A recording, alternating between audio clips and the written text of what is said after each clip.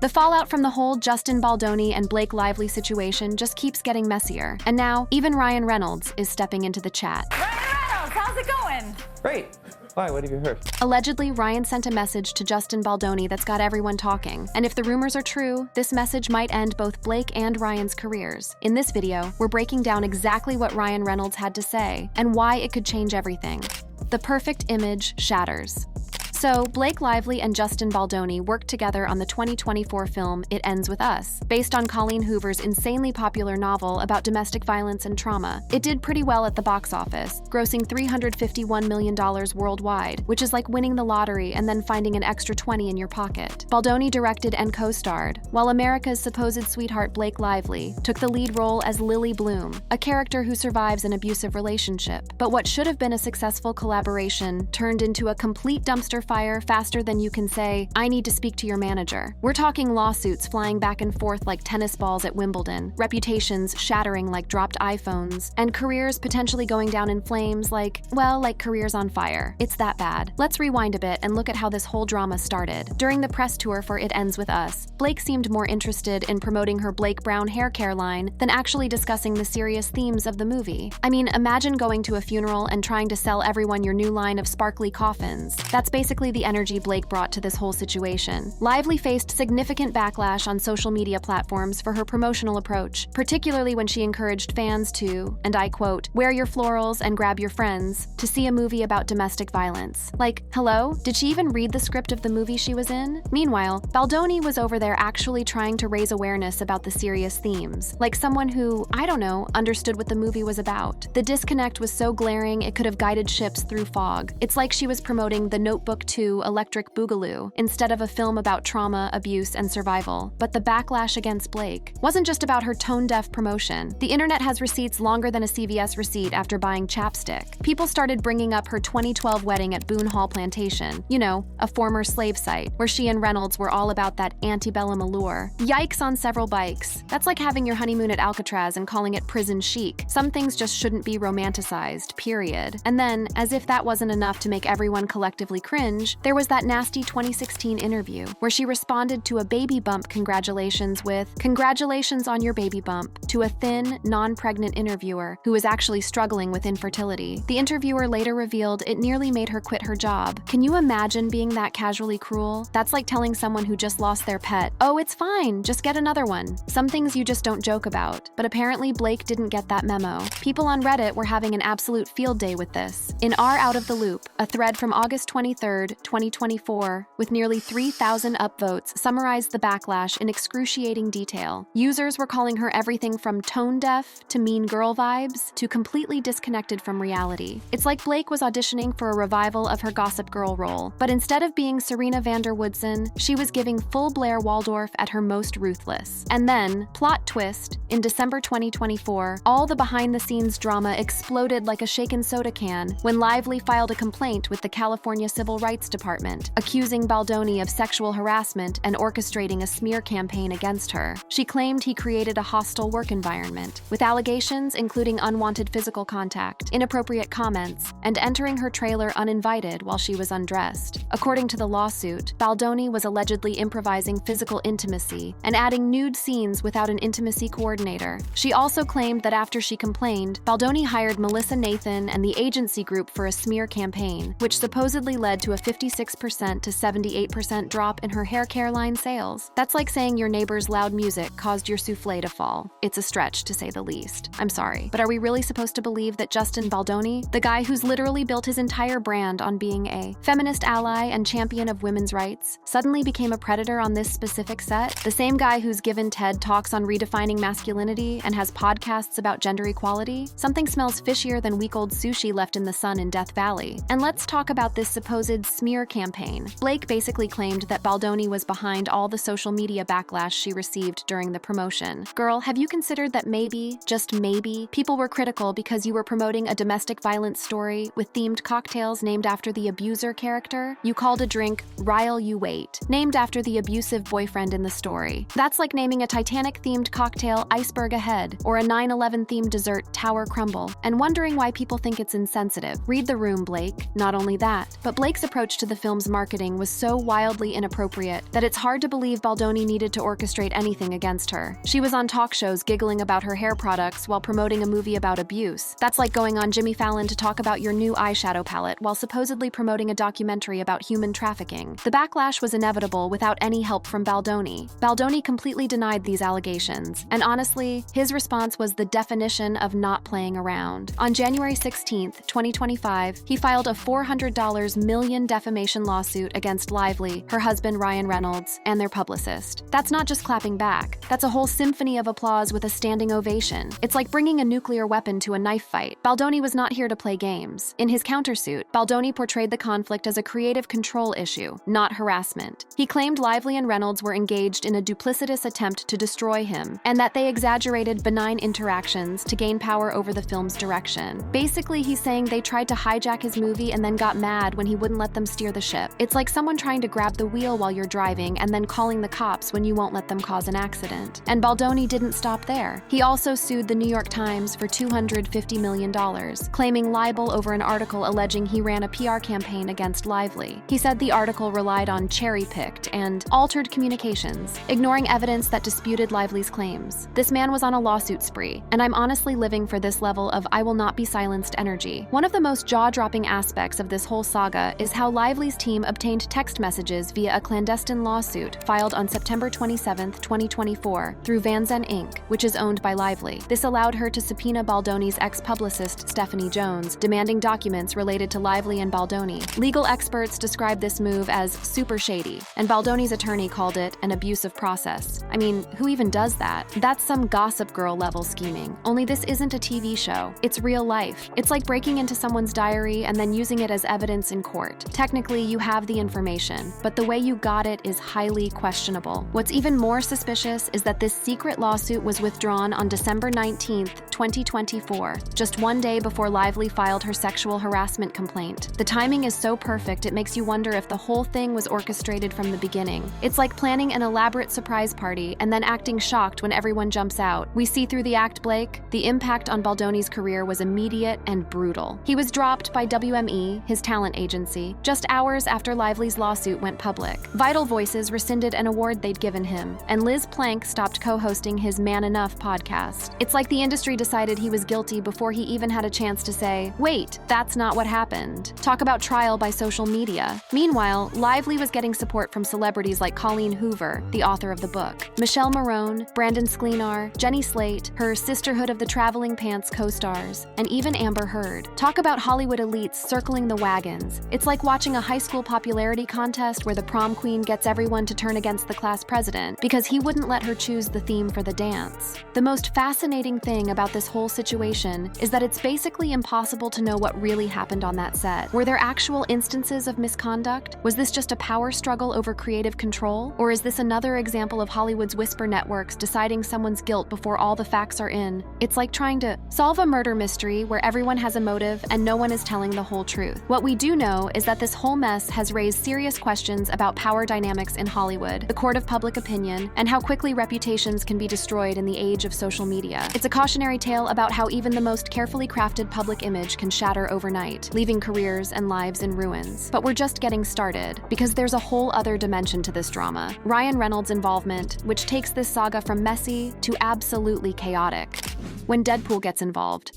Remember when Deadpool and Wolverine came out in July 2024? Well, the movie featured a character called Nice Pool, played by Reynolds himself. On the surface, Nice Pool seemed like just another multiversal variant of Deadpool. You know, like the alligator variant of Loki, only less scaly and more passive-aggressive. But eagle-eyed viewers, and more importantly, Baldoni's legal team noticed some very specific similarities between Nice Pool and Justin Baldoni that just couldn't be coincidental. It's like Reynolds wasn't even trying to be subtle. He might as well have named the character Justin Baldoni and called it a day. Baldoni alleges that Nice Pool was a satirical depiction of him, citing similarities such as a man bun, feminist identity, and specific dialogue that might as well have had flashing neon arrows pointing to Baldoni. For instance, Nice Pool announces, "I identify as a feminist," and in a deleted scene states, I'd be fighting alongside you, but my calling is to one day start a podcast that monetizes the women's movement. Now, if you didn't know, Baldoni has a podcast called Man Enough that explores masculinity and gender roles, which perfectly aligns with this joke. Coincidence? I think not. That's like creating a character who says, I'm gonna start a makeup line called Kylic, and pretending it's not about Kylie Jenner. We see you, Ryan. The similarities don't stop there. Nicepool wears a man bun, which Baldoni has sported in the past. He speaks in an overly sincere, earnest tone, much like Baldoni's public speaking style. He presents himself as the ultimate ally to women while being insufferably self-righteous about it, which is exactly what Baldoni is being accused of. The parallels are so obvious, they might as well have given Nicepool a name tag saying, "Not Justin Baldoni, wink." But wait, it gets even spicier. Nicepool's interaction with Ladypool, played by Blake Lively, includes comments on her post-baby body, which Baldoni's lawyer claims echo allegations of Baldoni fat-shaming Lively. In the scene, Nicepool tells Ladypool, "You look amazing. How long ago did you have your babies?" Which seems innocuous enough, except when you consider that part of Lively's complaint against Baldoni allegedly involved concerns about her wait for a lift scene. This whole Nicepool debacle wasn't just a one-off joke. It was woven throughout the movie, featuring multiple scenes that seemed designed to mock Baldoni. And remember, this movie was being filmed and produced before all the It Ends With Us drama went public. It's like Reynolds had a crystal ball showing the future feud, or more likely, there were tensions brewing behind the scenes long before the lawsuits started flying. Some fans and media outlets tried to defend the character, suggesting Nicepool was just a portrayal of Canadian politeness, given Reynolds' nationality. But come on, that's like saying a character who loves basketball, created a tequila brand, and has the initials LJ, is just a generic portrayal of an athlete, not LeBron James. The evidence is pretty damning that Reynolds was taking shots at Baldoni through his character. What's even more telling is that Reynolds' team has never publicly denied these claims. Instead, they've maintained that Baldoni's outrage is thin-skinned. That's not exactly a denial, is it? It's more like saying, yeah, we did it, so what, can't take a joke? It's the celebrity equivalent of pushing someone into a pool and then calling them dramatic for being upset about their ruined phone. In a statement to People magazine, Reynolds' spokesperson said Baldoni's thin-skinned outrage over the Nicepool character was telling, adding that it speaks volumes about Baldoni's personality. This response is about as close to an admission as you can get without actually saying, yes, we were totally mocking him. It's like responding to, did you eat my cake? With, well, you shouldn't have left it in the fridge if you didn't want it eaten. We all know what that means. This whole Nicepool situation adds a completely new layer to the drama. It suggests that maybe, just maybe, the tensions between Reynolds, Lively, and Baldoni started long before the It Ends With Us drama went public. Were they already preparing to take him down? Was this character assassination in the most literal sense? It's like watching the prequel to a war. You can see all the pieces being moved into place before the first shot is fired. Then, in February 2025, during the SNL 50th anniversary special, Reynolds made another reference to the legal drama. During a Quanda session, when asked how he was doing, Reynolds responded, "Great. Why, what have you heard?" This comment was widely interpreted as alluding to the ongoing legal battle, and Blake's surprised reaction added fuel to the fire. The moment went viral faster than a cat video, with social media exploding over Blake's facial expression.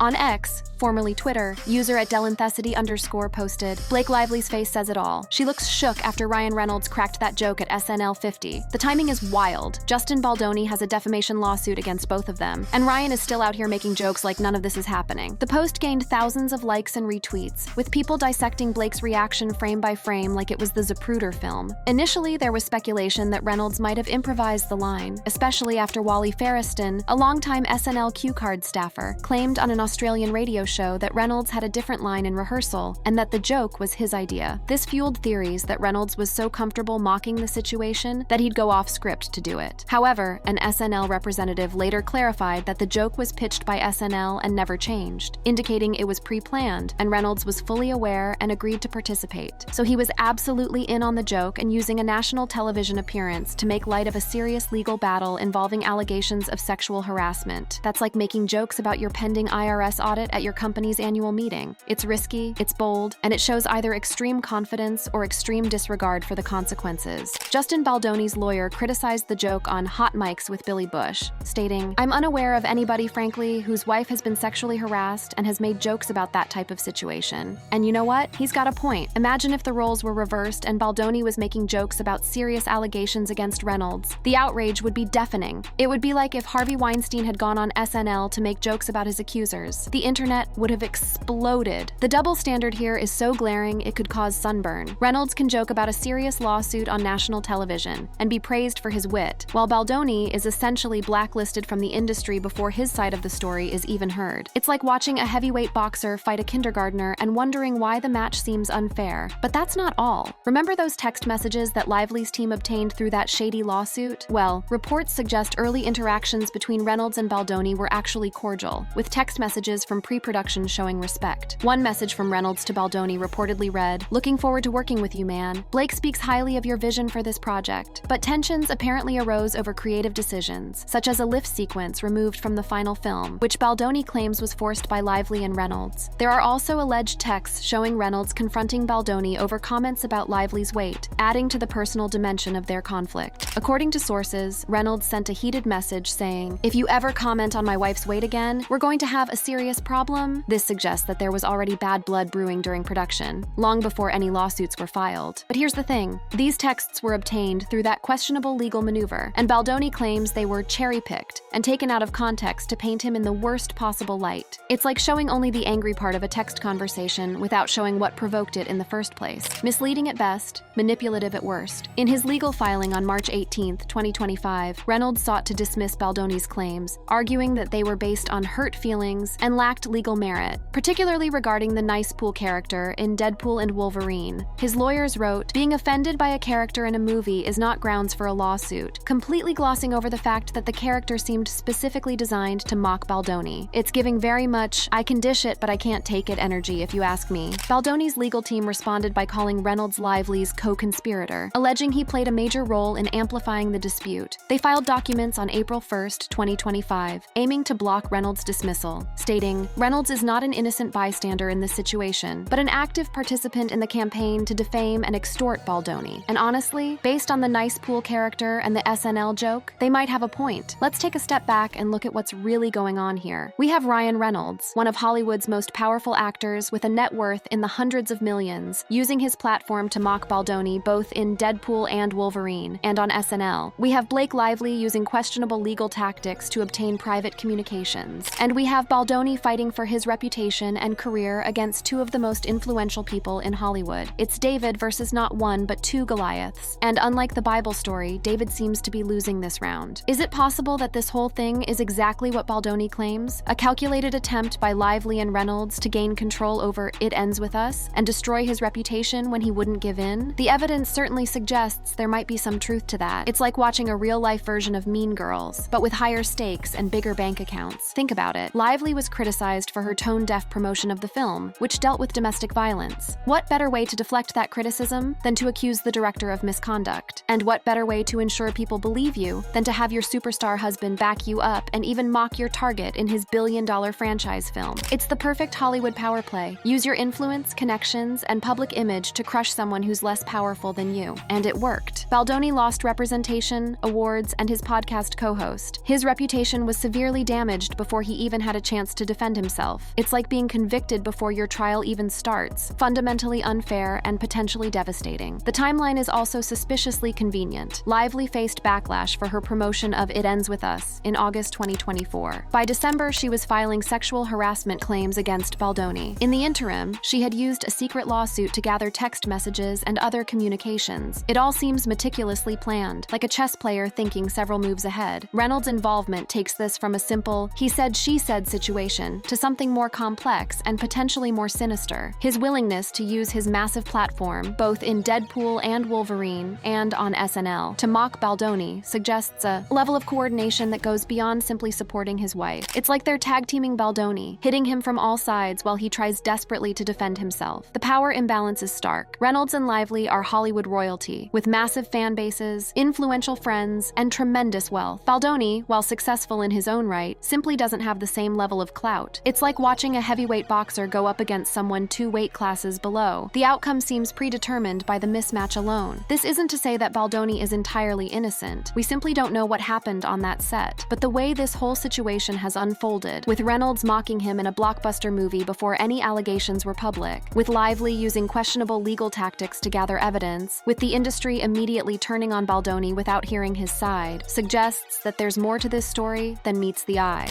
The industry fallout and truth behind the feud.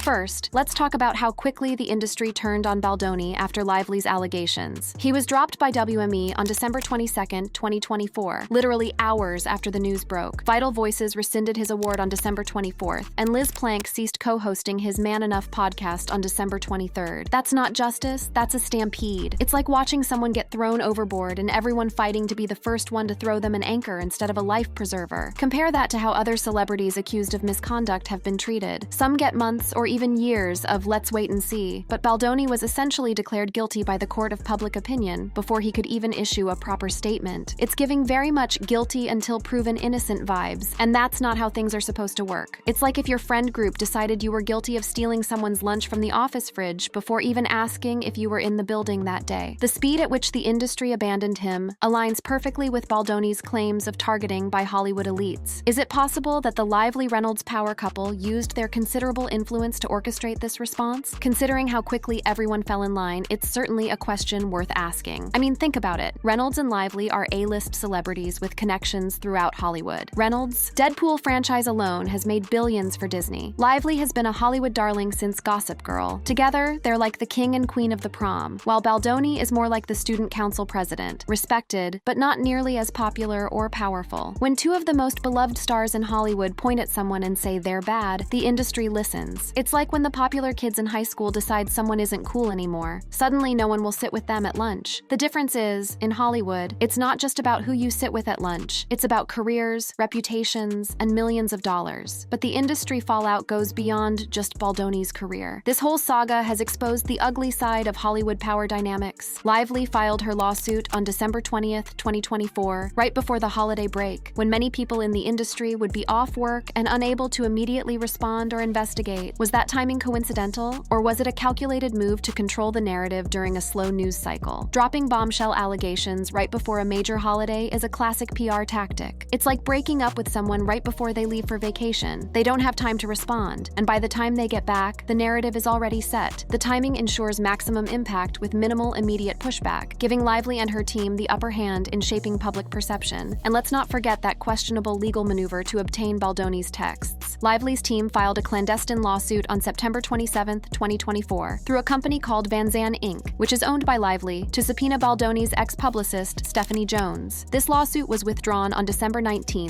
2024, one day before Lively filed her official complaint. Talk about tactical legal maneuvering. Legal experts describe this move as super shady, and Baldoni's attorney called it an abuse of process. And honestly, it does seem incredibly calculated and underhanded. Who does something like that unless they're trying to build a case without the other person knowing? It's like going through someone's trash to find dirt on them. You might find something, but the way you got it says a lot about your character. On February 1st, 2025, Baldoni launched his website with what he called the full, unvarnished truth, including screenshots of texts, emails, and legal documents. The site includes a detailed timeline of events and statements from people who worked on the film supporting his version of events. It's a bold move, like publishing your diary to prove you didn't steal the cookies, but also shows how desperate he is to get his side of the story out there in a world that seems to have already decided he's guilty. Meanwhile, the counter website supporting Lively appeared shortly after, with a similar URL, but very different content. It includes testimonials from unnamed crew members, links to articles supporting Lively, and a section titled Pattern of Behavior that attempts to link Baldoni's current situation to past legal disputes. The website's creators remain anonymous, adding another layer of mystery to this already convoluted saga. It's like getting an anonymous letter detailing all your flaws, unsettling and impossible to respond to directly. For Lively, the timing of her allegations conveniently shifted public attention away from the criticism she was facing for her tone-deaf promotion of a domestic violence film. Suddenly, instead of being criticized, she was being supported as a victim. Her hair care line sales reportedly dropped 56% to 78% after the backlash, giving her a financial motive to redirect the narrative.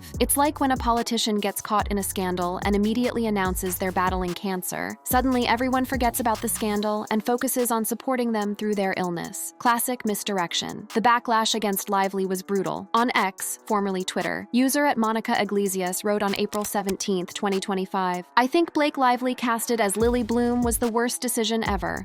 It ends with us." Another user at @barkjack_ claimed Lively barged in and unprofessionally overstepped, gaining over 23,000 views. The criticism was relentless, and Lively needed a way to turn the tide of public opinion. What better way than to position herself as the victim of harassment? For Baldoni, there seems to be little upside to this conflict. His reputation was damaged, he lost representation, and his feminist credentials, which he had spent years building, were called into question. If this was all a power play on his part, it backfired spectacularly. It's like setting a small fire to collect insurance money and accidentally burning down the entire neighborhood. The consequences far outweigh any potential benefit. That brings us to the end of this story. For more interesting stories like this, click on the cards on your screen.